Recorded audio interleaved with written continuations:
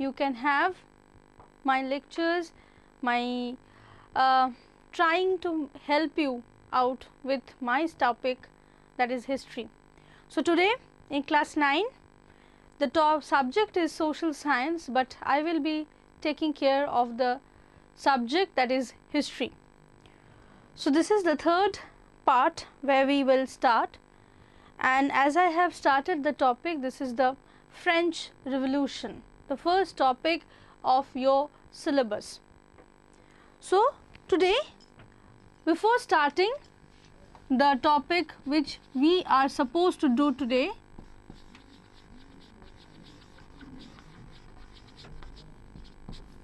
of French Revolution, I'll just summarize some of the points which if some of you have missed or some of you have not attended.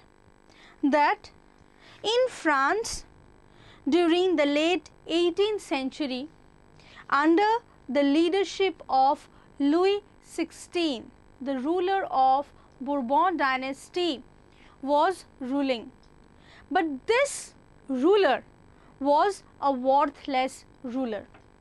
The people of France did not want his rule. But how to say that no to his rule? They, in the year 1789, got some reasons through which they revolted.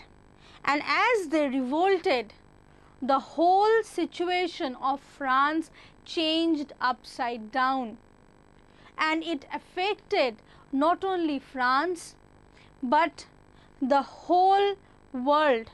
Until today we are having the benefits of this French Revolution. How?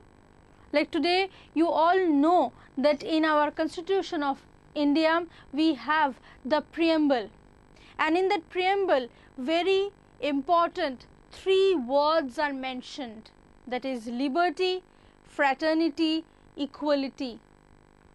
And we got these 3 words in our Constitution in 1950 when the Constitution was enacted.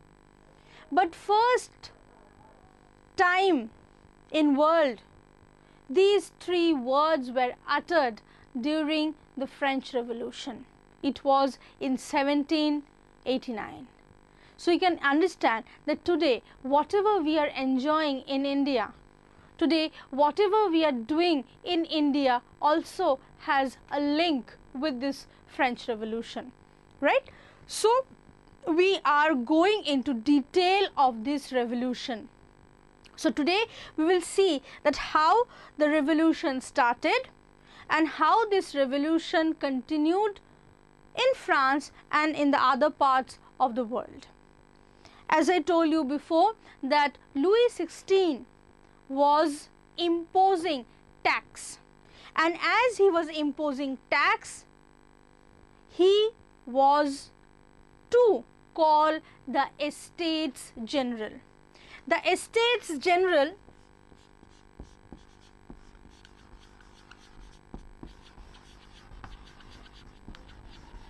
was a parliamentary body where the 3 sections of the French society, the aristocracy, the priests and the common people used to gather and discuss about different matters.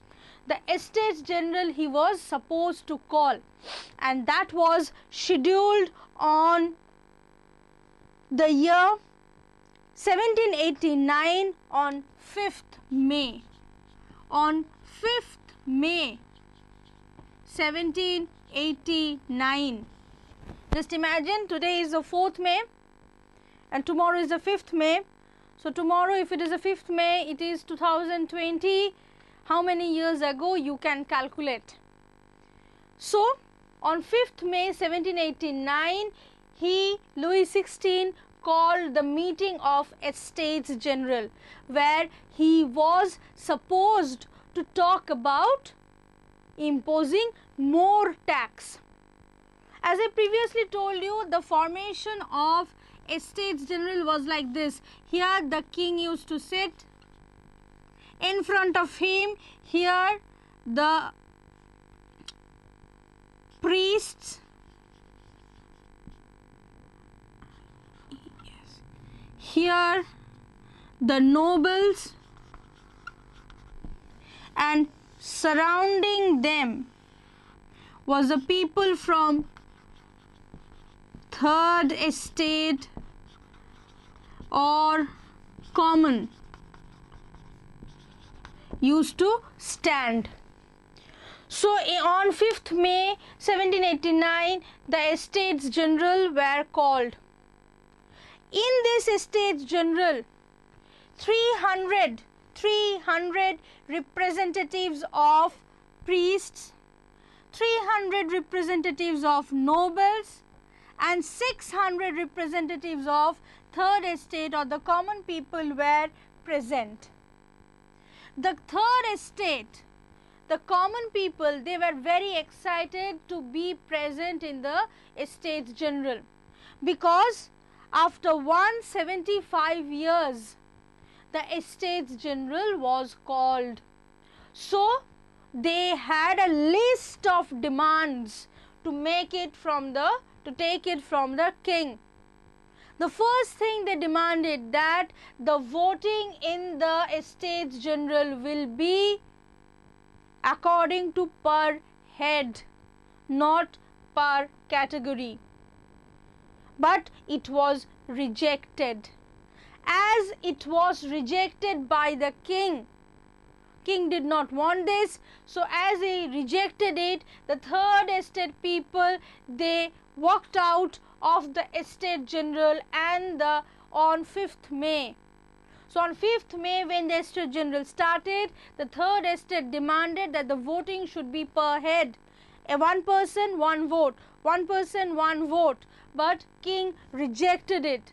As the king rejected it, the third estate people said that no, we are not going to attend the meeting. They came out, and the king was helpless. The king was helpless that how he is going to impose more tax now, because if the Estate General is not there, there will be no imposing of tax, and if there is no imposing of tax, there is no economic revision, there is no economic upgradation.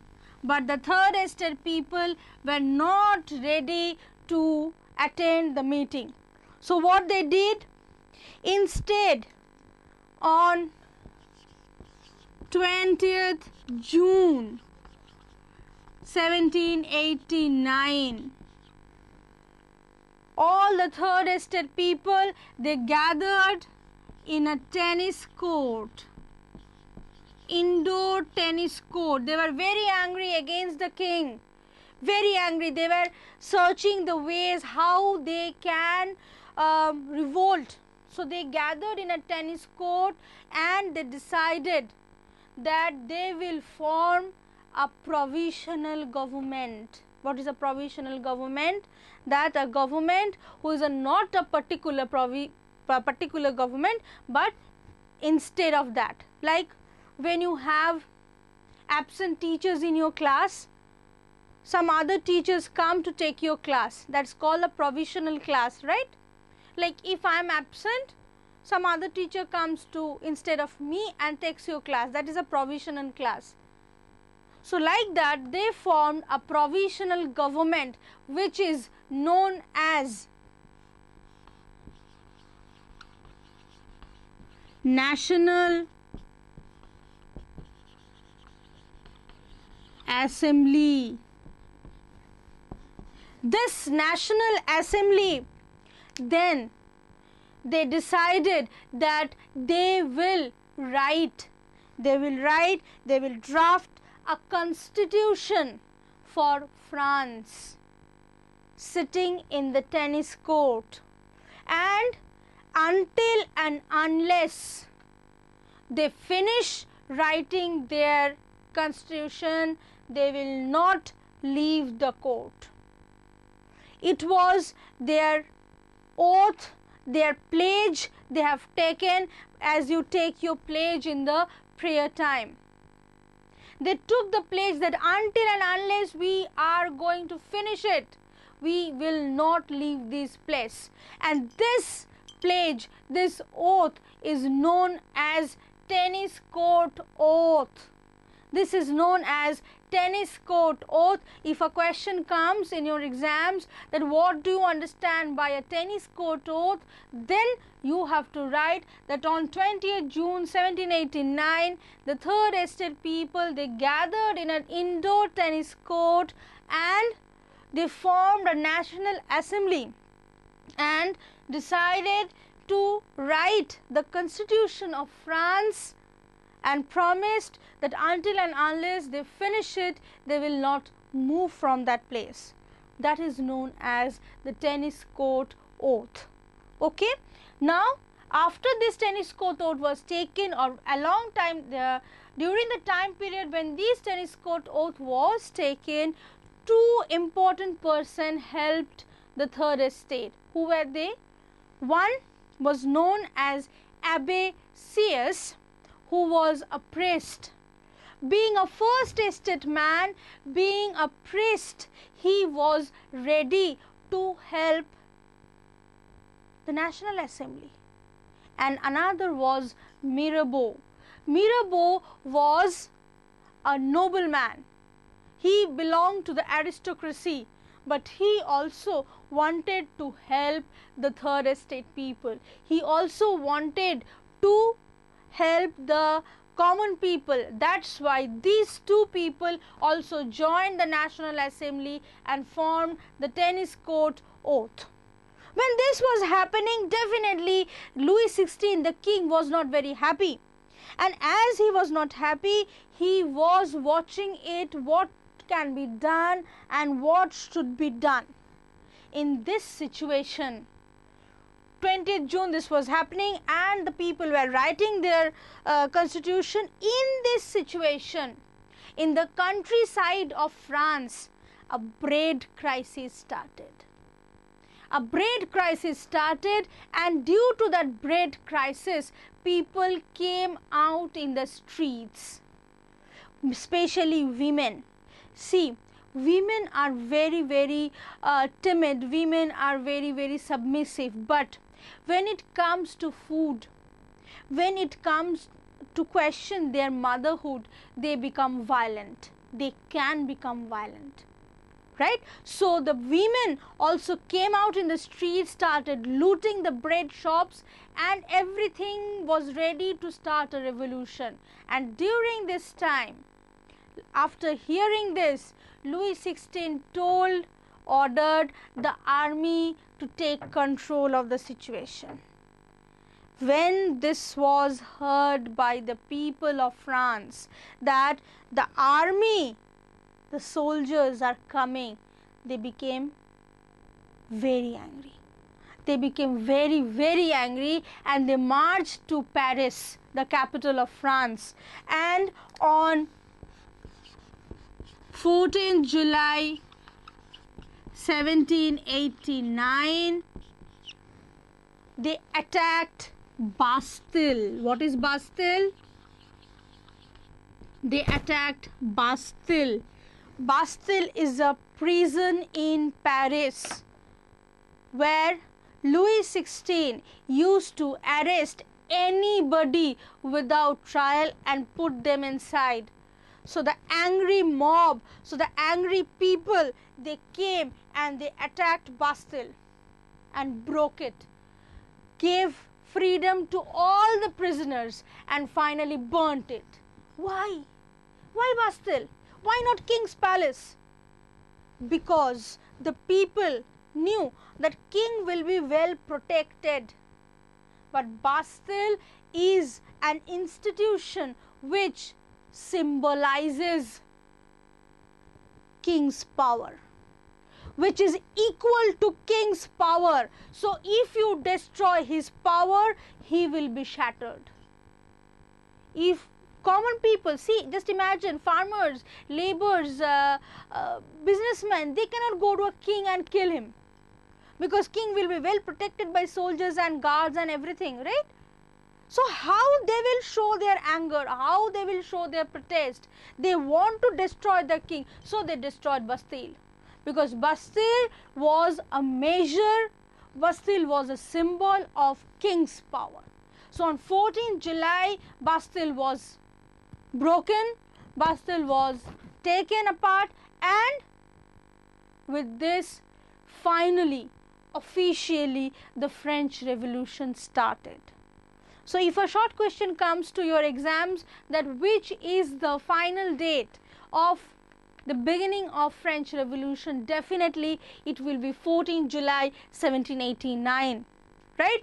The background of the revolution started long before, but the final date was 14 July.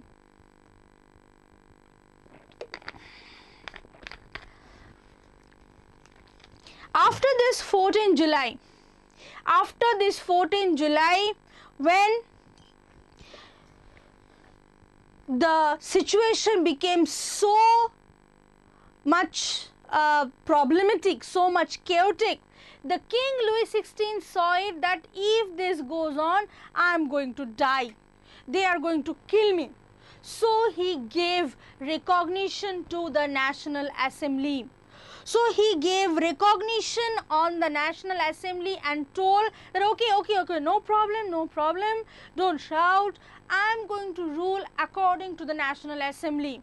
Let them finish their constitution, I am going to rule according to that. He confirmed it. He recognized the National Assembly. As the National Assembly was recognized on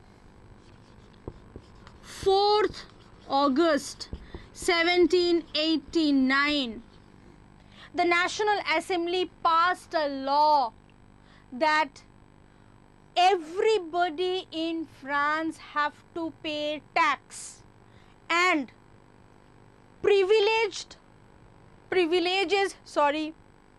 due to birth is not allowed.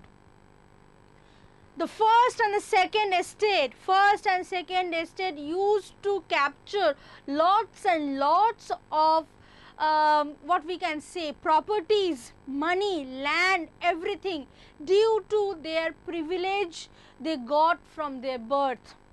So for that it was all cancelled, and as it was all cancelled, the National Assembly recovered at least 2 billion French rupees, that is called livrons.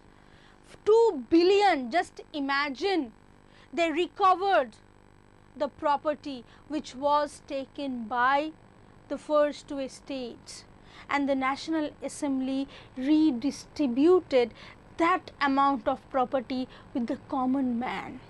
And finally the French Revolution started, right? Okay. Now, which is not there in your book. Now, I will discuss those points very briefly. That in a way, if a question comes that what are the reasons of French Revolution, how or why the French Revolution started, or with what it goes on.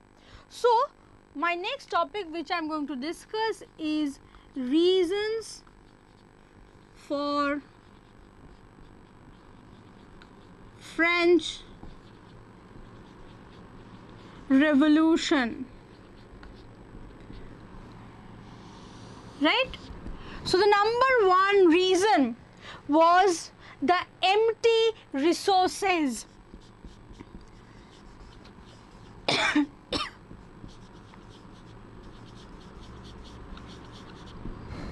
The empty resources of France during 1789, when Louis XVI became the ruler of France, the French exchequer, the French treasury was almost empty.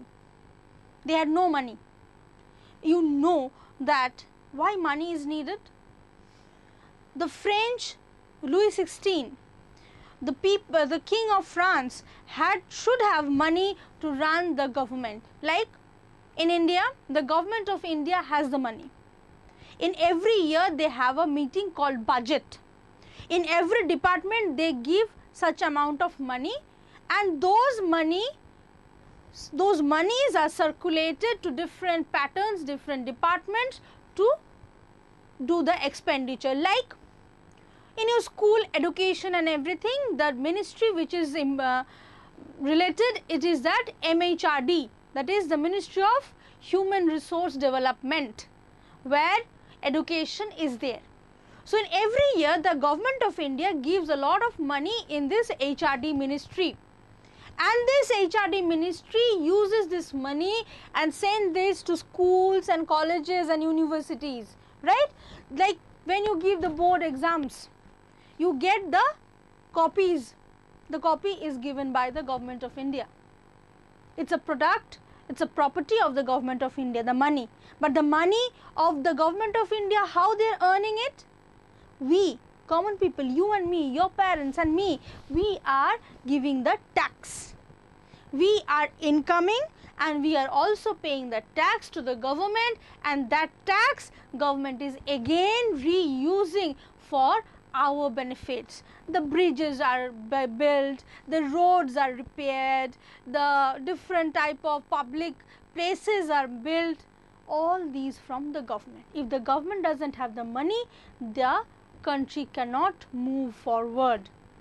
So the France in 1789 was in a situation where they had no money, right? One. Second, spending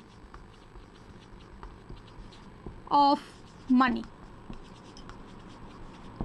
The French Bourbon dynasty, they thought that their royal treasury is for themselves only. So the king Louis XVI and his queen Marie Antoinette and King Louis XVI, they used to spend the money lavishly.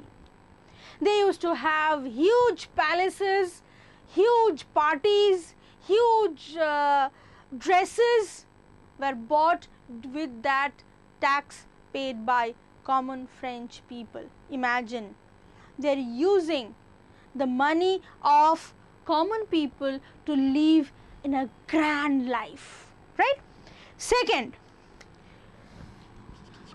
Third, helping 13 American colonies. What is that? France had a long time enmity with Britain. They are in the both side of the English Channel. One side is, western side is Britain and eastern side is France. They were enemies with each other. And Britain had his colony in America.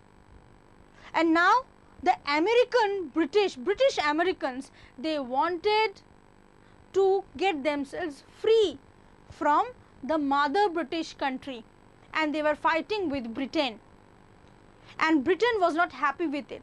So Louis XVI started to help America, because he thought that if he helps America, he will be able to defeat Britain, who is his long-time enemy. So he started to help America across the Atlantic.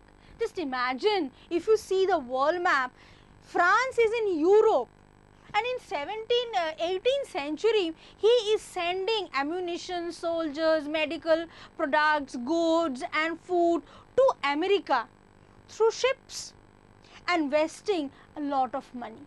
He is not taking care of his own country, he is helping America. So definitely the money will not be there with France, right? Okay.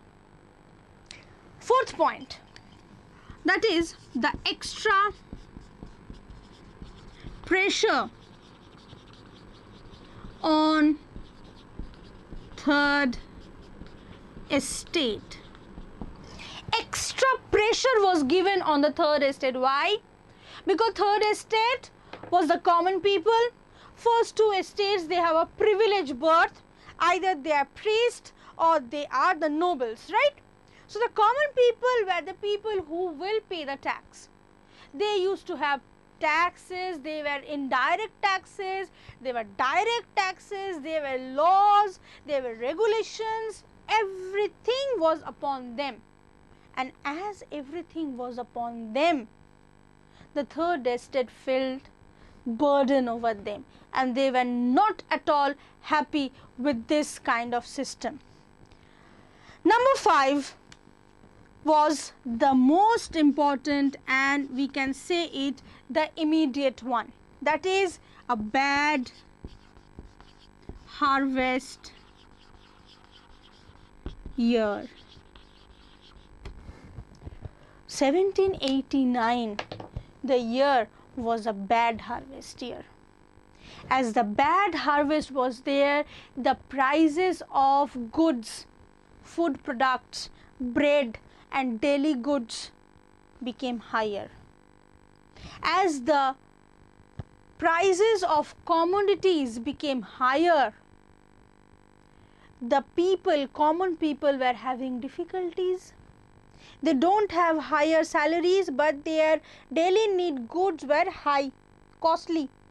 And in this situation, again, taxes were imposed. So in a way, like just imagine if I earn 100 rupees per month, I have to buy rice, I have to buy chicken, I have to buy milk, I have to buy bread, I have to buy vegetables, I have to buy eggs, fruits, everything. After I buy everything, I have saved only 30 rupees. For that, I have to use that in my children's school, I have to buy some clothes, and again 20 rupees tax is imposed. So now what I am left with? 70 rupees I have bought things, 20 rupees extra I have given as a tax, so I have got only 10. So what will I do with this 10 rupees? I cannot do anything, right? So the common people, they were very, very angry with this system, and that is the reason why in the year 1789 suddenly the revolt started, and suddenly it became a huge problem for the French ruling dynasty. Understood? Okay. Now I will go to the next topic.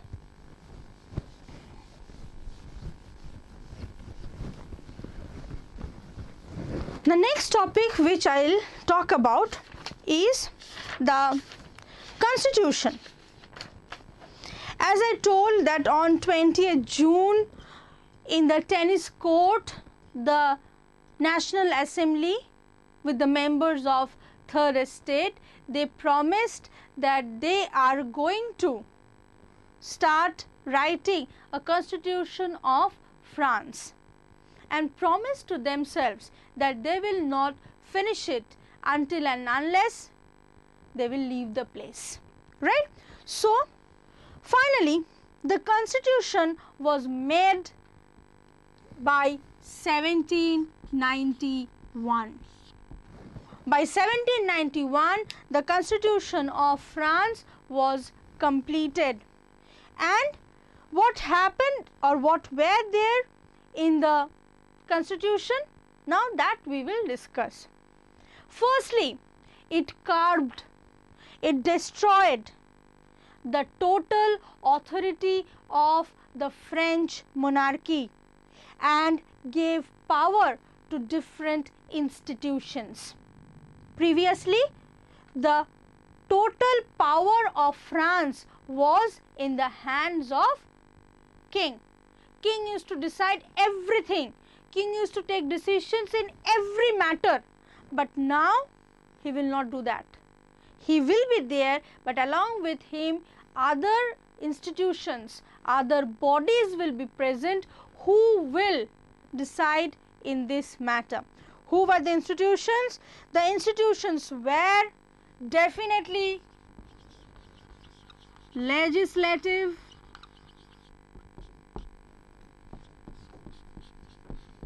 executive and judiciary. Now can you understand that today also in India these three are the pillars of Indian democratic government: the legislative, executive and judiciary.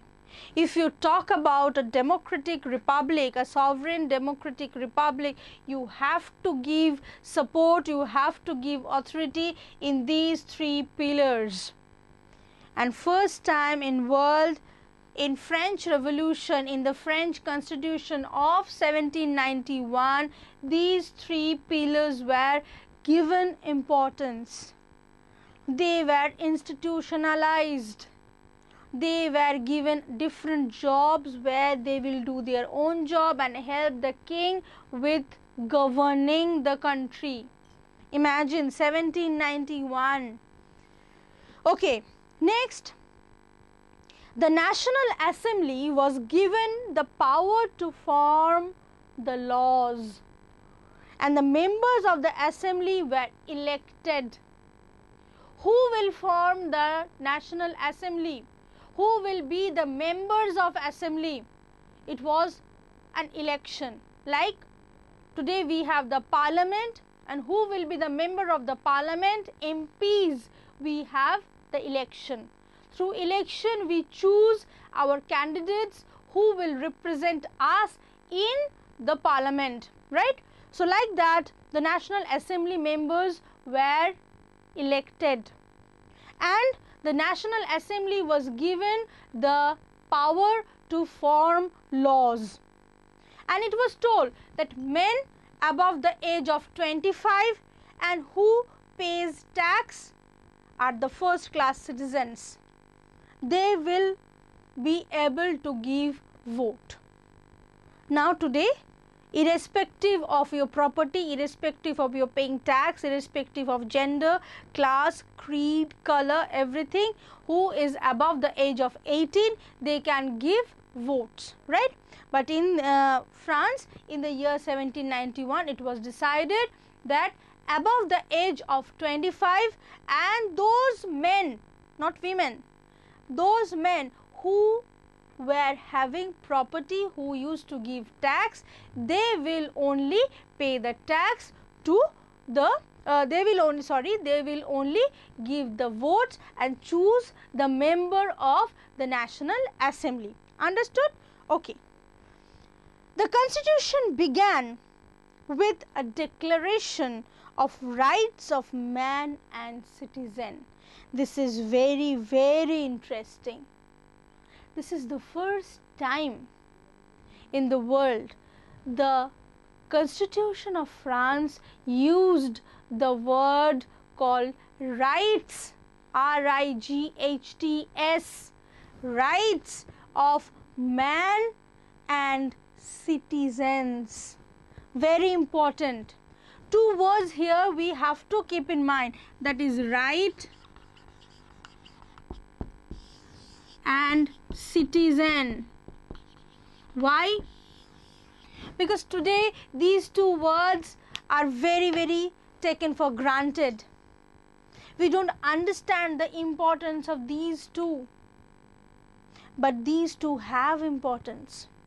See, rights are that feature of your livelihood which are the notions that you can do it.